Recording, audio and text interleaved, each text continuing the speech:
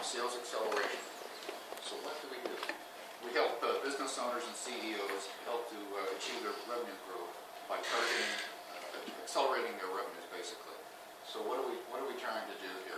We're trying to take a concept or a distress situation and really shorten the time before they really accelerate their revenue picture. So there's two areas of focus for us. One is an area where we have sort of a cloudily designed idea. So this could be, there's uncertainty in terms of the channel, there's uncertainty in terms of the value proposition. There's a lot of uncertainty about the whole thing. So basically we have to go out there in the marketplace, iterate the idea. The focus is on getting real orders, real revenue. It's not about training, it's not about advising, it's getting in the trenches, embedding oneself right in there, my team and I, and carrying the email address, carrying the business card, and going out, dealing with the customers and say, okay, here it is, this is what we have to buy, this is what we have to sell, rather, in the way of our product service. Do you want to buy? Yes, no, oh, you don't? Okay, what are the problems? Let's iterate, come back, huddle away, reformulate, go back.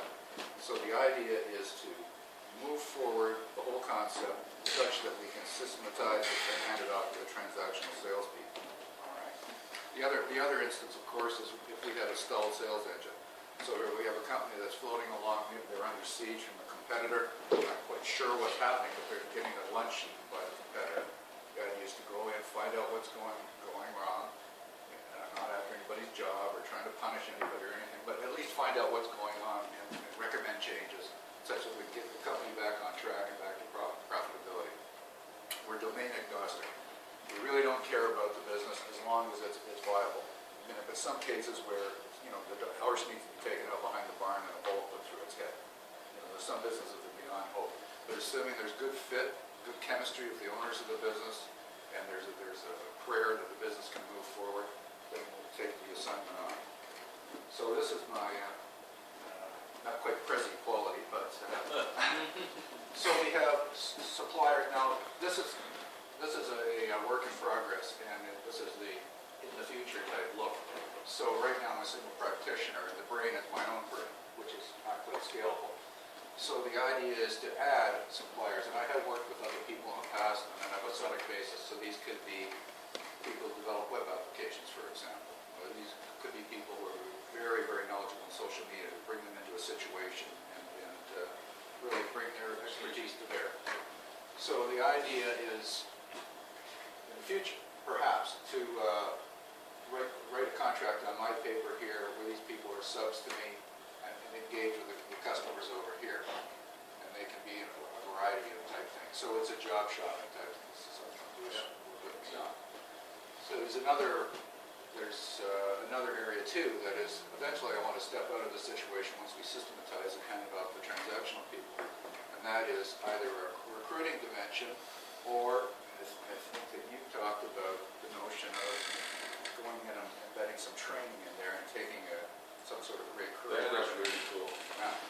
So that, again, it's this whole difficulty about scaling sort of HR type based businesses.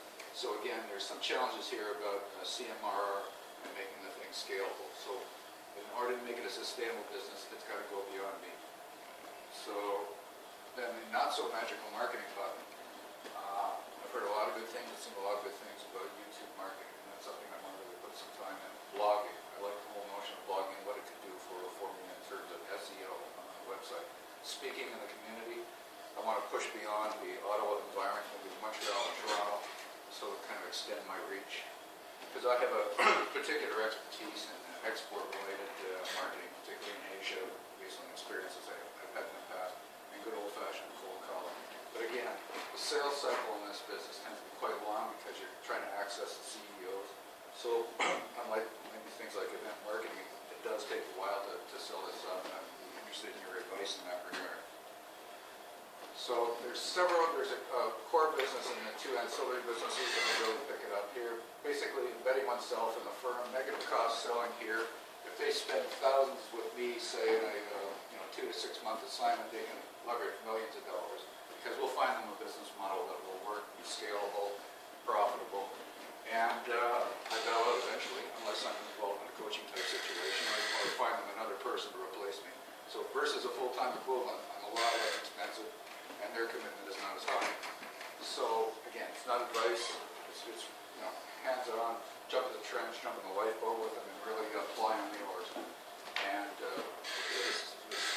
we're systematizing, bringing the transactional forward. The value proposition 2 is acting as a prime, and we're bringing subs in and taking a portion of that margin. There are some additional risks, of course, in terms of performance of these suppliers, but that's something I have to think about over time. But again, there's leverage for me in that I can work out the avails of other people. Maybe that's called pimping, but whatever. Again, it's a short-term commitment. They don't have to spend money for a full-blown web application team or a full-blown social media type. They can do it on an episodic basis. And the third second ancillary business, the third value proposition, is targeted recruiting. Once I've been in there and I've been messing around in their marketplace and know some of the challenges and know the kind of characteristics of the people that need to sell in there, I can be helping with the recruiting to whatever degree is possible, and or be coming back in sort of a coaching role in this regard. So the incremental benefit of a new customer, there's 0 inputs, it's a IRR, basically division by 0, fraction. The ancillary businesses, associates of the daily billing, I'll take a portion of that or put a markup on there. And the recruiting, of course, is basically the finder's fee type thing, where if we spin that around and you're going in and consulting on an episodic basis, it's somewhat less than the fee up here, but still nice to have. So, okay, cash conversion cycle. So, in the core business, you ask a third up front plus payments against milestones as you go along. So you're getting some money up front, but then you're executing and you're getting money here. So it's certainly not negative days. So it's there's sort of a blend of negative and positive. So, but that's the best of the. And the same thing here. We ask money up front plus money against milestones, generally after the fact. But everybody's going to know that you're not going to get paid till we get paid by the customer. So there's no cash going to these guys before I get it. So it's just a pass through.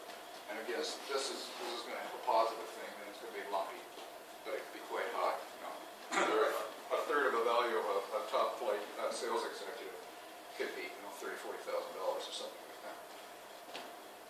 And that